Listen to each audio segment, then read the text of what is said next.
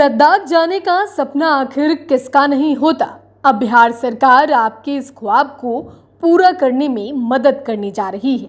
आप लद्दाख घूमिए, सिंधु दर्शन कीजिए। सम्राट चौधरी सरकार आपको अपनी ओर से 20,000 रुपए देगी। लेकिन ये पैसा आपको कैसे मिलेगा? क्या कोई भी इस योजना का लाभ उठा सकता है? लद्दाख जाने के लिए पैसा पहले मिलेगा या बाद में? चलिए आपके सभी सवालों के जवाब हम इस वीडियो में देंगे, तो वीडियो में अंत तक बने रहिएगा। हम आपके एक एक सवालों का जवाब देंगे।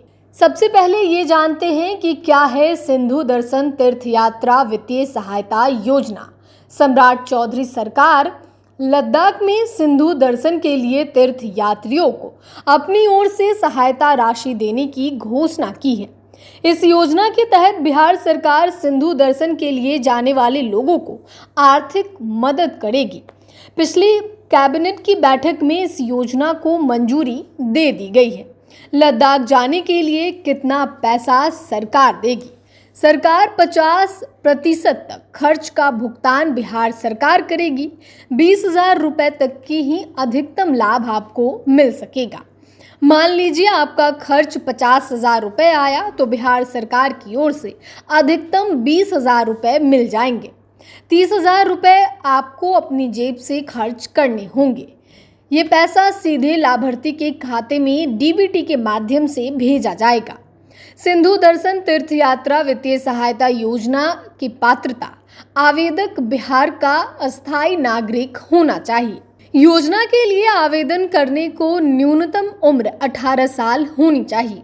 आवेदक को लद्दाख में सिंधु दर्शन की तीर्थ यात्रा करनी होगी। एक व्यक्ति को जीवन में एक ही बार इस योजना का लाभ दिया जाएगा। अनुदान लद्दाख यात्रा से लौटने के बाद दिया जाएगा, जिसके लिए संबंधित दस्तावेज जमा करने होंगे। राज्य व केंद्र की अन्य योजनाओं का लाभ उठाने वालों को इसका लाभ नहीं मिलेगा। कितने लोगों को मिलेगा सिंधु दर्शन तीर्थ यात्रा वित्तीय सहायता योजना का लाभ? इस योजना के तहत बिहार से 100 लोगों को ही लद्दाख जाने पर अनुदान मिलेगा। यह योजना पूरी तरह से पहले आओ पहले पाओ पर निर्धारित है। अब ये जानते हैं कि लद्दाख जाने के लिए फॉर्म कैसे भरा जाएगा। अगर आप लद्दाख में सिंधु दर्शन यात्रा करना चाहते हैं तो आपको बिहार पर्यटन निदेशालय पटना में आवेदन फॉर्म जमा करना होगा। इसके बाद विभाग इन आवेदन फॉर्म की छंटनी करेगा।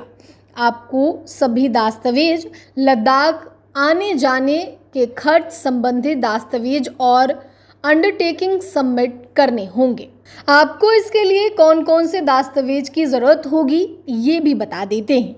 तो आपके पास बिहार का आधार कार्ड, पैन कार्ड, आधार से लिंक बैंक खाता नंबर, लद्दाख के खर्च से संबंधित शपथ पत्र, खर्च से संबंधित सभी दस्तावेज।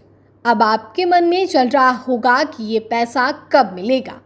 तो लद्दाख जाने के लिए पैसा आपको बिहार सरकार से पहले नहीं मिलेगा, बल्कि वापस बिहार लौटने के बाद आपको इसके लिए आवेदन करना होगा।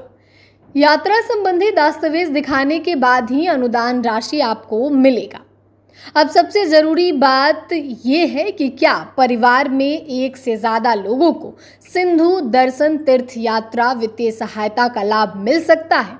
दरअसल ये योजना एक वित्तीय वर्ष में 100 लोगों के लिए ही है। हालांकि इस बारे में अभी स्पष्ट दिशा निर्देश नहीं है, लेकिन इसका संभावना है कि एक परिवार से एक ही सदस्य को इस योजना का लाभ मिलेगा। और अगर क्या एक से ज़्यादा बार सिंधु दर्शन तीर्थ यात्रा वित्तीय सहायता योजना का लाभ मिल सकता है?